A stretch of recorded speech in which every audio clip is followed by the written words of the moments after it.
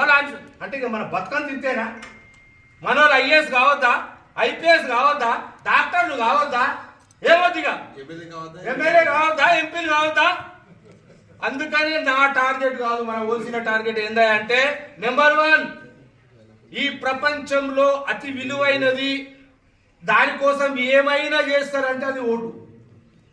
ఆ ఓటు కోసం వచ్చే ప్రతివాడు సర్పంచ్ కానీ, ఎంపీటీసీ కానీ, జడ్పీటీసీ కానీ, ఎమ్మెల్యే కానీ, ఎంపీ కానీ, ఎవరైనా కానీ మాకు సపోర్టు, మా ఓసీలకు మద్దతు, మా ఓసీల పేదల గురించి మాట్లాడాలి, మా ఓసీల రిజర్వేషన్ గురించి మాట్లాడాలి, మా ఓసీల ఈ స్వాతంత్రం వచ్చిన కాంచి నాశనం అయిపోయినాయి అన్ని మనకు రావాలి, అట్లయితేనే మీకు ఓటేస్తామని ఇక్కడున్న పెద్దలు మనల్ని చెప్పాలి. ఈ నిర్ణయము మనం అక్కడ చెప్పాం. ఎడా లక్షలాది మంది ఉన్న జనవరి 11 సాయంత్రం 3 గంటలకు సైన్స్ ఆర్ట్స్ కాలేజ్ హన్మకొండలో జరిగే మహాసభలో ఇవన్నీ ప్రతి నాయకుడు చెప్పాలి. మేము మాకు మద్దతు ఇచ్చేటోనికే సపోర్ట్ చేస్తాం. మరి మాకు మద్దతు ఇవ్వడానికి మేము చెయ్యం.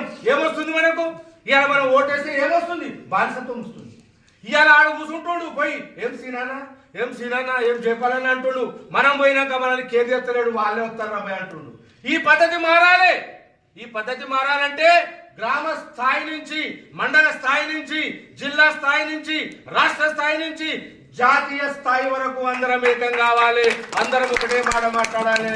ఇదే నేను చెప్పదలుచుకున్నాము. ప్రతి వాడికి ఈ పౌరుషం మాటలే కాదు, చేతలలో కూడా ఉండాలని చెప్పేసి ప్రతి ఒక్కరికి నేను మనవి చేసుకుంటూ జై ఓసీ, ఇంకా గట్టిగా మన పవర్ ఎడుకోవాలి.